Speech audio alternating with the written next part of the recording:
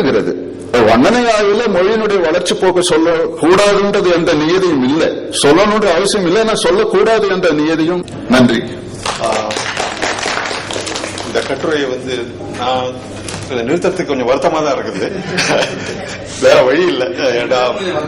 இல்லைங்க, இல்ல அது இடம் நமக்கு எங்கோ ஒரு கட்டத்துல ஒரு கண்டிஷனாக நம்ம வேலை செஞ்சாகணும், வேற வழி இல்ல. அதனால பேராசிரியர் கோதண்டராமன் அவர்களுக்கு அமர்வின் சார்பாக நன்றி தெரிவித்துக் கொண்டு, அடுத்து பேராசிரியர் ராஜேந்திரன் அவர்களை குறிப்பு வினைமுற்றும் செம்மொழி கூறும் என்ற தலைவர் உள்ளிட்ட இவ்வவையில் இருக்கும் அனைவருக்கும் என்னுடைய வணக்கத்தை முதலில் தெரிவித்துக் கொள்கிறேன். இன்று தமிழ்மொழி செம்மொழியாகி இருக்கிறது. அதற்கு மொழி, இலக்கியம், பண்பாடு என பல கூறுகளும் உறுதுணையாக இருந்திருக்கின்றன. அவற்றிலே இலக்கண கூறுகளிலே வினைமுற்று கூட தன்னுடைய பங்கை ஆற்றியிருக்கிறது, செலுத்தியிருக்கிறது என்பதுதான் என்னுடைய கட்டுரையுடைய மைய கருத்து. நான் வகுப்பில் பாடம் எடுத்துக் கொண்டிருக்கின்ற போது வினைமுற்றை பற்றி சொல்கின்ற போது கரியன் என்பதை உதாரணமாக காட்டி, நேற்று கரியன், இன்று கரியன், நாளை கரியன் என்று வகுப்பில் சொல்கின்ற போது ஒரு மாணவன் என்னை காட்டான், நேற்று ஆசிரியன், இன்று ஆசிரியன், நாளை ஆசிரியன், நேற்று மரம், இன்று மரம், நாளை மரம், இவையெல்லாம் குறிப்பு வினைமுற்றுகளா என்று என்னை கேட்டான். எனக்கு அப்போது பதில் தெளிக்க முடியவில்லை. நான் பார்த்து சொல்கிறேன் என்று சொல்லிவிட்டு மேற்கொண்டு தொடர்பாக கருத்துக்களை எல்லாம் சேகரிக்க தொடங்கினேன். அது வினைமுற்றுதான் அப்படிங்கிற ஒரு முடிவுக்கு நான் வந்த பிற்பாடு ஏன் அந்த காரணத்தை நான் வந்தேன் அப்படிங்கிறது சுருக்கமாக சொல்லிவிடுகிறேன். அதுக்கு முன்னாடி இலக்கண ஆசிரியர்கள் என்ன சொல்கிறார்கள், ஆராய்ச்சியாளர்கள், உரையாசிரியர்கள் என்ன சொல்கிறார்கள், பிற்கால ஆய்வாளர்கள் என்ன சொல்கிறார்கள் அப்படிங்கிறது சுருக்கமா சொல்லிடுறேங்க. தொல்காப்பியர் அது சொல் வேற்றுமை உடைமையானும் கண்ணின் வேற்றுமை நிலத்தினானும் ஒப்பினானும் பண்பினானும் என்று அப்பால் காலம் குறிப்போடு தோன்றும் அண்மையின் இன்மையின் உண்மையின் வன்மையின் அன்ன பிறவும் குறிப்போடு கொள்ளும் என்ன கிளையும் குறிப்பே காலம் என்று உயர்தனிக்கும் அக்ரமிக்கமாக சொல்கிறார். பின்னாடி வந்த நேமிநாதர் உதாரணம் மட்டுமே சொல்றார் இலக்கணத்துல. நெடியன், உடையன், நிலத்தன், இளையன், கடியன், மகத்தன், கரியன், தொடியன் என ஒன்றுதலாய் மற்றையவும் எண்ணி உயர்தனியின் நன்னு வினைக்குறிப்பு நாட்டு. ஒரு உதாரணம் மட்டுமே இலக்கணத்தில் காட்டுறார் ஒரு இலக்கண ஆசிரியர். பின்னாடி வந்த நன்னுள்ளார் பொருள் முதல் ஆறினம் தோன்றி முன் ஆறுநூல் வினை முதல் மாத்திரை விளக்கல் என்று அவர் விளக்கிறார். பின்னாடி வந்தவர்கள் நன்னூலை பின்பற்றிக் கொண்டு போகிறார்கள். இதுல இலக்கண ஆசிரியர்கள் வினைமுற்று எவ்வாறெல்லாம் தோன்றும் என்று விளக்கியவர்கள் எதனால் அவை வினைக்காக கருதப்படுகின்றன என்பதை குறிப்பாக கூட சொல்லவில்லை. வினைக்குறிப்பு என்ற கலைச்சொல்லில் குறிப்பு என்பது எதனை குறிக்கிறது என்றும் தெளிவாக தெரியவில்லை. இதனால் பின் வந்த உரையாசிரியர்கள் தாம் கருதியவாறு விளக்கங்களை கொடுத்து சென்றிருக்கிறார்கள். அடுத்து உரையாசிரியர் சேனாவதியர் சொல்கின்ற போது பொருள் பற்றி குறிப்பினை முற்று தோன்றும் என்று சொல்வதனாலே பெயர் சொல்லில் இருந்தும் குறிப்பினை முற்று தோன்றும் என்பது பெறப்படுகிறது. தெய்வச்சலையார் சொல்கின்ற போது சாத்தன் மாடத்தின் கண் இருந்தான் அப்படின்ல, மாடத்தின் கண் இருந்தான், இந்த மாடம், இடம், கண்ணு, உருவு, இருந்தான், வினை, இது மூணும் சேர்ந்து வினைத்தன்மையாகப்பட்டு சாத்தன் மாடத்தன், சாத்தன் மாடத்தன், இது மூன்று இவ்வாறு இருக்கிறது அப்படிங்கிறது தெய்வச்சலையாருடைய கருத்து. அடுத்து சங்கர நமச்சிவார் வித்தியாசமா போகிறார். இன்று ஒருவன் என்பது பெயரை அன்று உயர்தனி ஆண்பால் வினையை உணர்த்தி என்பதோ குறிப்பு சொல் குற்றொழுவரும் ஈற்ற என்பனையால் ஏற்று என்றால் போல ஏது யாது என்பனவும் காரண பெயராம் அன்றி வினைக்குறிப்புமாம் என்பதும் அங்கனமாகவே ஒரு மொழி ஒழிதன் இனங்குலர்க்கு உரித்தே என்பதனால் அது இது என்ற தொடக்கத்து முற்றுவுரை ஈற்றவும் வினைக்குறிப்பாம் என்றும் கொள்க அப்படிங்கிறது சங்கர நமச்சிவாயரும் சொல்லியிருக்கிறார்கள். அதுவே இந்த உதயாசுடைய கருத்து இவ்வாறு செல்கிறது. பிற்கால ஆய்வாளர்கள் பெயர்ச்சொற்கள் வினையாக பயன்படும் போது குறிப்பு வினை எனப்படுகிறது என்று வினமாமுடிக சொல்கிறார். பெயர்ச்சொற்கள் குறிப்பு வினையாக கையாளப்படுகிறது என்கிறார். காட்டுவல் சொல்கின்ற போது குறிப்பு வினை ஐம்பால் மூவிடங்களிலும் பயிலும் அது நிகழ்காலத்துக்கே உரியது எனலாம் அல்லது காலமாட்டாதாக கொள்ளலாம் என்று கூறுகிறார். அவர்கள் ரொம்ப வித்தியாசப்படுறார். அவன் அரசன், அவன் நல்லன், இவ்விரு வாக்கியங்களிலும் பயனணியாக வருவன ஒரே தன்மையானவாக உள்ளன. ஒன்றை பெயர்ச்சொல் என்றும் மற்றொன்றை வினைக்குறிப்பாகிய வினைச்சொல் என்றும் வேறுபாடு செய்வதில் பயன் இல்லை என்று கூறும் வரலாசனர் அவர்கள் மேலும் குறிப்பு வினை என்பது ஒன்று இல்லை என்பதும் சில பெயர்ச்சொற்களே பயன்வகை நோக்கி அவ்வாறு கொல்லப்பட்டன என்றும் சொல்கிறார். குறிப்பினை மட்டும் தனியாக இல்லைங்கிறார் அவர்.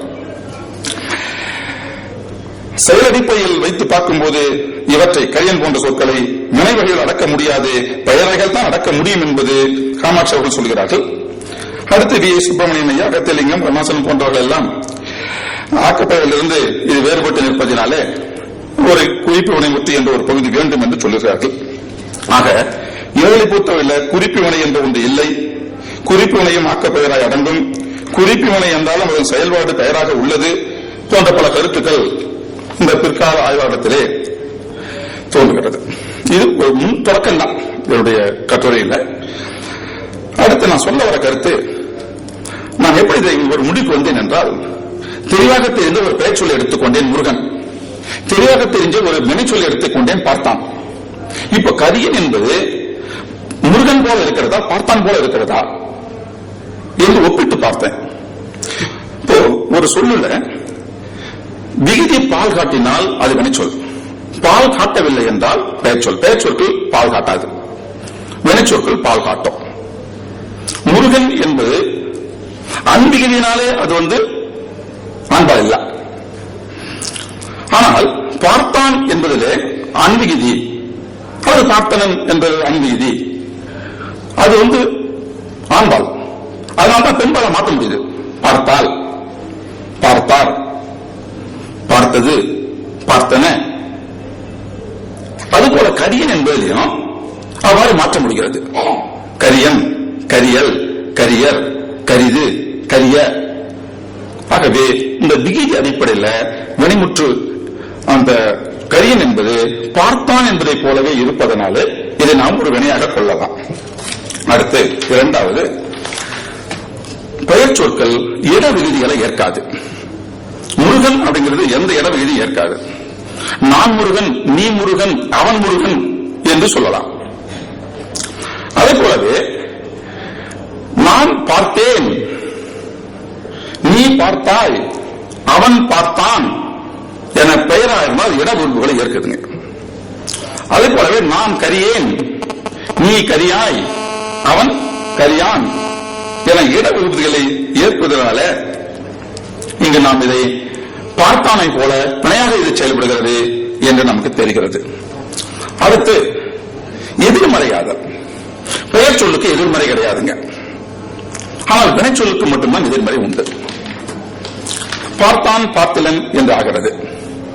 இப்போது கரியன் என்பதற்கு வெள்ளையன் என்ற ஒரு உதாரணத்தை காட்டுவோமானால், அது கருப்பு என்பதற்கு வெள்ளை என்பதை எதிர்மறையாக சொல்வதை போன்றிருக்கிறது. அப்ப பெயருக்கு எதிர்மறை இல்லை என்று நாம் இங்கே சொல்லிவிட்ட காரணத்தினாலே அதுபோல இருக்கக்கூடிய நல்லன், தீயன், இன்னான், இனியன் போன்ற சொற்களை நாம் எடுத்து காட்டலாம்.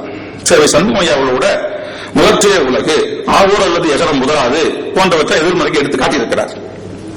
ஆகவே அறிவுடையார் எல்லாம் உடையார், அறிவுடையார் என்னுடையர் எனும் இலர் என உடையார் இலர் என்ற பிற குறிப்பு வினைமுற்றுகள் எல்லாம் எதிர்மறை காணப்படுகிறது. ஆனால் பெயர் சொல் எதிர்மறையாக மாறாது. ஆகவே கரியன் என்பது நிச்சயமாக ஒரு வினைச்சொல் ஆகும். அடுத்து எச்சமாக மாறுதல். பெயருக்கு எச்சமாக மாறுதல் என்ற ஒரு தன்மையே கிடையாதுங்க. ஆனால் வினைச்சொல் பெயரச்சமாகவும் வினையச்சமாகவும் முற்றெச்சமாகவும் எதிர்மறை எச்சங்களாகவும் மாறுகின்றன. பார்த்த படம் பெயரச்சம், பார்த்து முடித்தான் வினையச்சம், பார்த்தான் போனான் முற்றெச்சம். அதுபோல பார்க்காத படம், பாராது வந்தான், பாத்திலன் போனான் எதிர்மறைகளும் வருகின்றன.